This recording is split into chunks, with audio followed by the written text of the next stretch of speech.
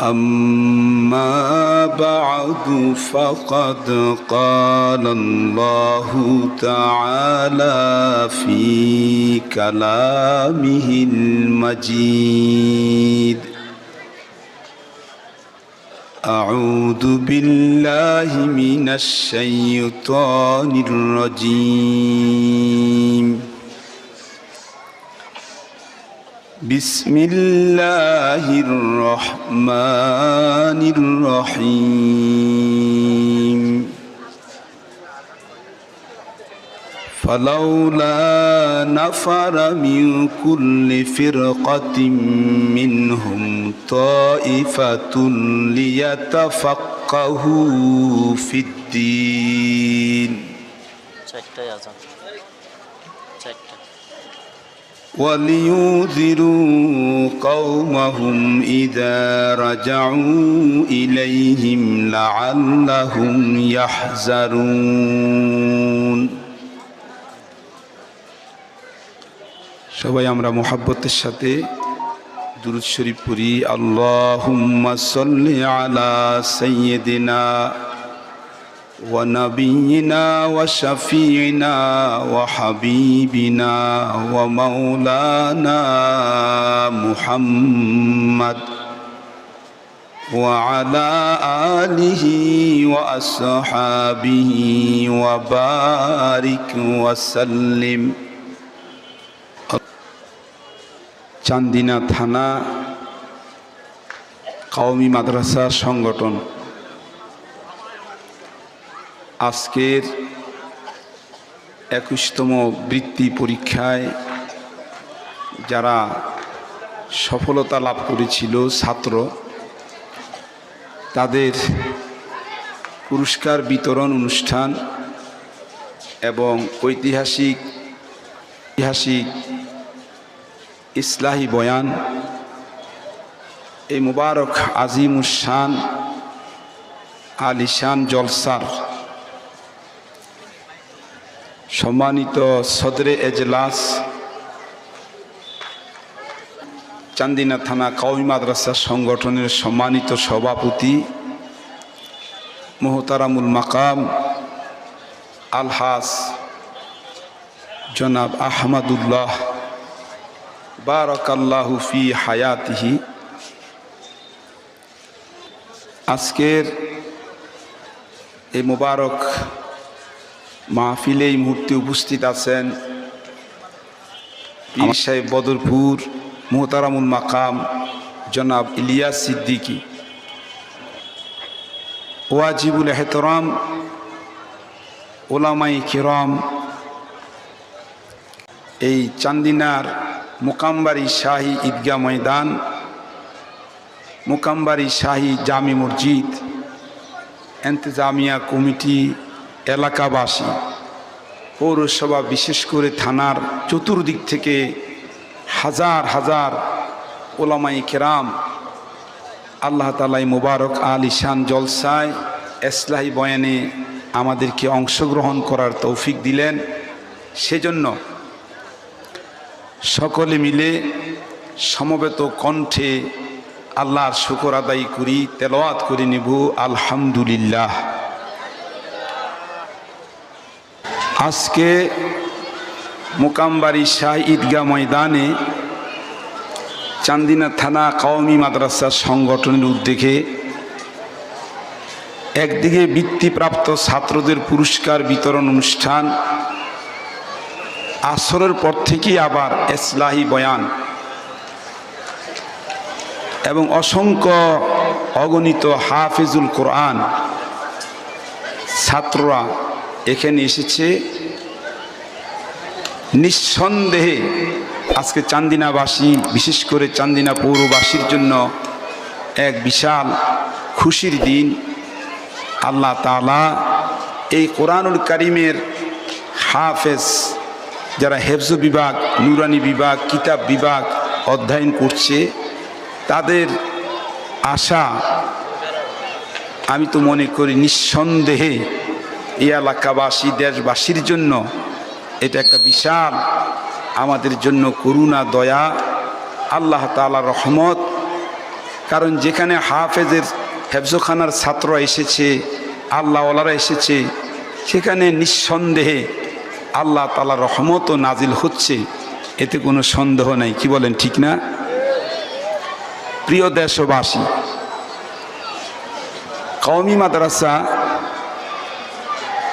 এর গোড়া, এর ইতিহাস এক বিশাল ইতিহাস। এই বাংলাদেশের চলমান ধারায় যতগুলো শিক্ষা ব্যবস্থা আছে, কওমি মাদ্রাসায় যেই বিষয়গুলো অধ্যয়ন করা হয়, অনেক সুন্দর করে বুখারী শরীফ, মেশকাত শরীফের ক্লাস, জালালাইন শরীফের ক্লাস, হেদায়া, তাফসিরে বাইজাবি শরীফ, হেফজখানা থেকে শুরু করে নুরানি বিভাগে একটা স্বতন্ত্র আলাদা অধ্যয়ন অধ্যাপনা, জনগণের প্রতিষ্ঠিত অর্থ দিয়ে সহযোগিতা, একেবারেই সম্পূর্ণ বেসরকারিভাবে এই প্রতিষ্ঠানগুলো চলছে। আল্লাহ তাআলার দ্বীনের জিম্মাদারি নিয়ে চলছে, আল্লাহ রহমতের উপরে ভরসা করে চলছে। আজকে সেই কওমি মাদ্রাসার এই মহাসম্মেলন, আল্লাহ তাআলা এই মুবারক সম্মেলন উসিলায় আল্লাহ তাআলা আমাদের এই দেশবাসীকে, এই চান্দিনাবাসীকে আল্লাহ তাআলা যেন হেদায়েতের উসিলা বানায় দেন। সবাই বলি আমিন। কওমি শব্দটা যদি আমরা বিশ্লেষণ করি, বোঝা দরকার যেটা কাউম শব্দ থেকে এসেছে।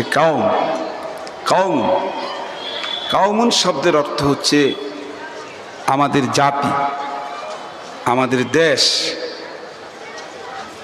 কোরআনুল কারীমের ভিতরে আমি সূরা তাওবার একেবারেই শেষ অংশ থেকে আয়াতে কারিমা তেলাওয়াত করেছিলাম, যেখানে আল্লাহ তাআলা এলেম অর্জনকারী, জ্ঞানের সুখ্যাতি বিষয়গুলো অর্জন করার পর নিজের স্বজাতির কাছে এসে আল্লাহর কোরআনের বিধিবিধান আহকামগুলো মানুষকে যেন জানায়, এই ব্যাপারে আল্লাহ তাআলার ফয়সালা আছে, আল্লাহর নির্দেশ।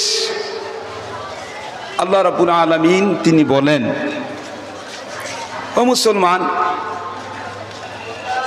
ফালাউলা নাফারা মিন কুল্লি ফিরকাতিন মিনহুম তাইফা,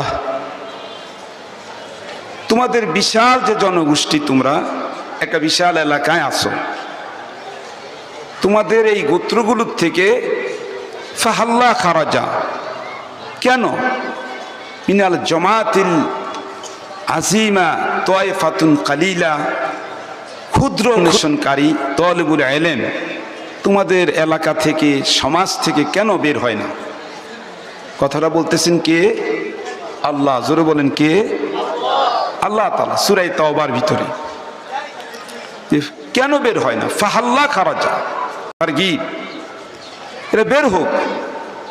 কারণ তোমরা জীবনের মাস, জারাত, ক্ষেত খামার, তোমরা কৃষিকাজ করবে, তোমরা কেউ যুদ্ধের ময়দানে, কেউ সেনাবাহিনী, কেউ বিমান বাহিনী, কেউ রাষ্ট্র পরিচালনার কাজে ব্যস্ত আছো, কেউ তোমরা সমাজের বিভিন্ন কাজে তোমরা দায়িত্ব পালন করছো, বাজারে ব্যবসা করছো।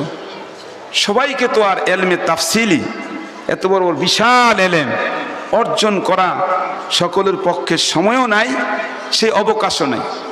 আর সবাই যদি, সকলে মিলে যদি এলমে তাফসিলি, যেটা বিস্তারিত এলেম, মালুমাতে তাফসিলি, এই বিশাল তাফসিরি এলেম যদি সবাই শিখতে যায়, তাহলে আসলে জীবনটাই কঠিন হয়ে যাবে। কি কথাগণ, ঠিক না? জীবনটা কঠিন হয়ে যাবে না?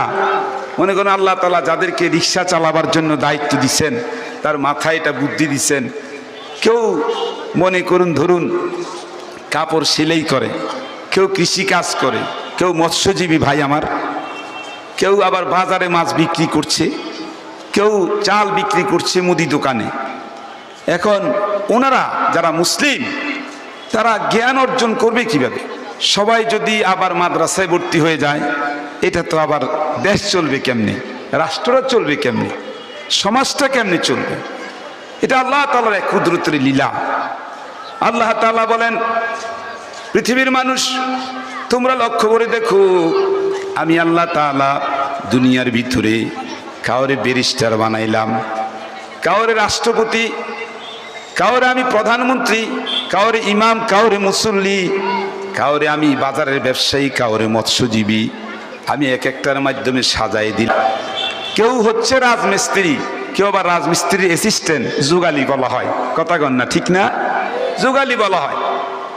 এখন যদি কেউ যদি রাজমিস্ত্রি না করে, ইঞ্জিনিয়ার, কনস্ট্রাকশন, স্ট্রাকচারাল ডিজাইন এগুলো যদি আবার না করে, তো বিল্ডিং থাকবে কেমনে, রাস্তা হবে কেমনে? এগুলো তো লাগবে, দুনিয়ার মাসাতের জন্য, চলার জন্য লাগবে।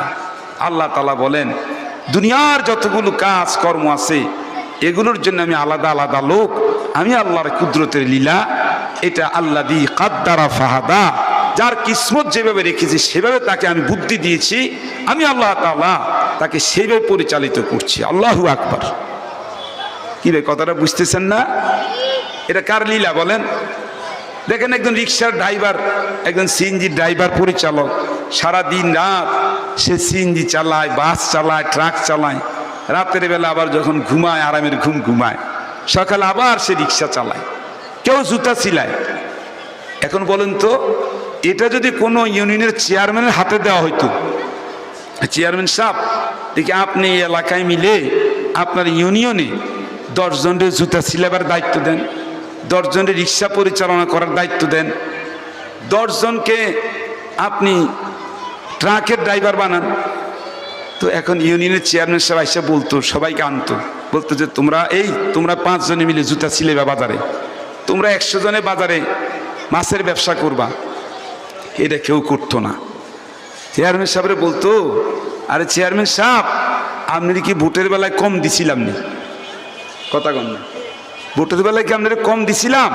আপনি তো ভোট তো কম দেই নেই, ভোট তো পুরা দিছে, আপনি আমারই দেখছেন কেবল এই জুতা সিলেবার জন্য।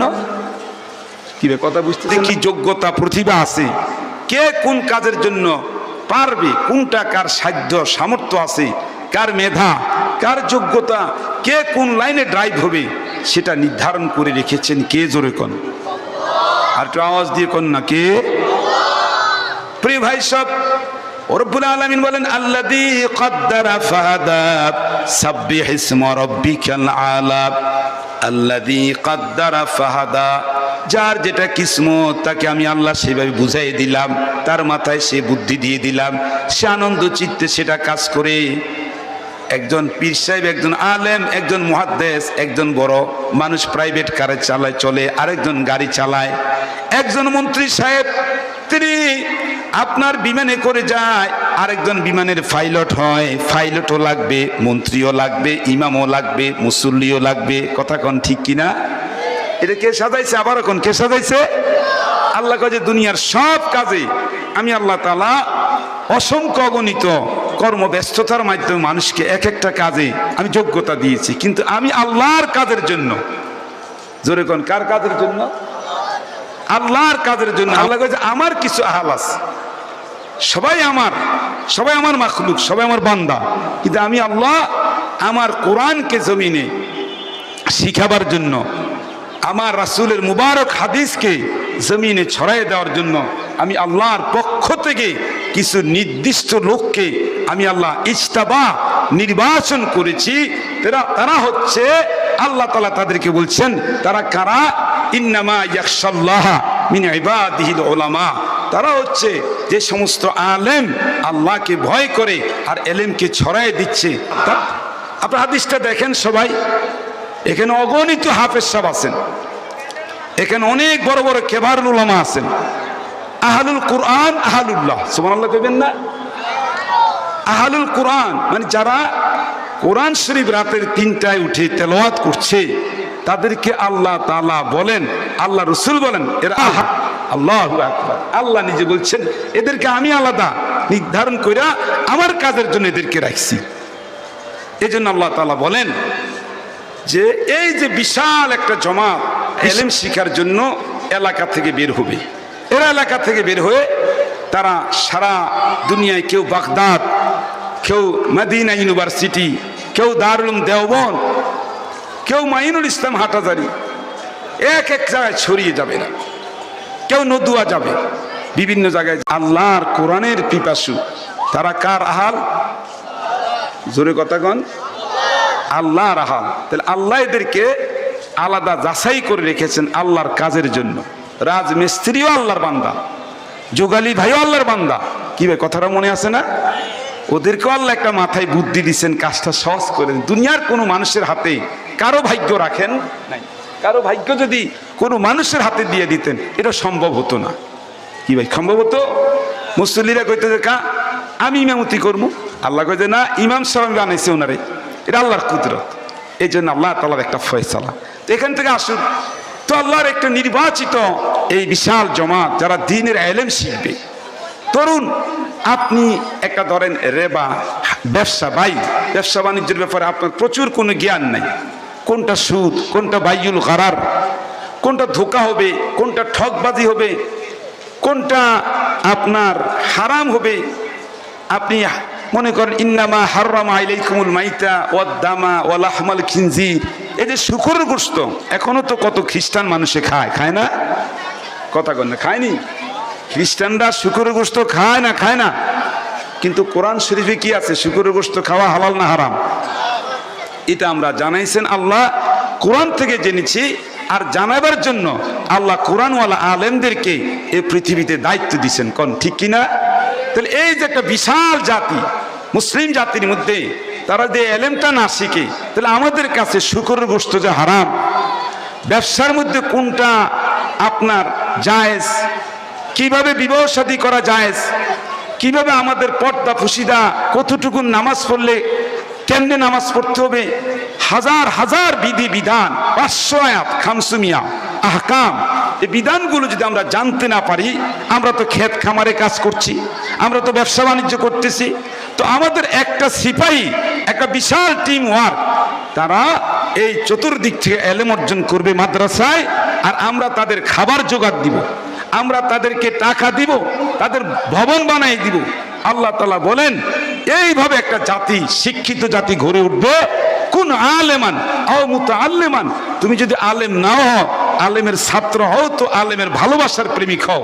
এই জন্য আল্লাহ তাআলা বলছেন ওয়ালিউযিরু কওমাহুম, তারা যখন এলেমের বিস্তারিত এলেম শিখে, হেদায়ের